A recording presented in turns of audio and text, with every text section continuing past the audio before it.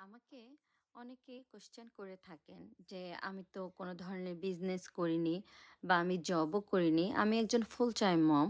তো সেই ক্ষেত্রে এই বিজনেসটি করার জন্য আমার তো পূর্বের কোনো এক্সপেরিয়েন্স নেই। তাহলে কি আমি এই বিজনেসটি করতে পারবো? বা আমি সোশ্যাল মিডিয়ায় আপনাদের মতো এত অ্যাক্টিভও না। তো আপনাদের উদ্দেশ্যে আমি বলতে চাই, যখন আপনারা এই বিজনেসটি শুরু করবেন, তখন আপনাদের থাকবে ভিডিও বেস ট্রেনিং সাইট।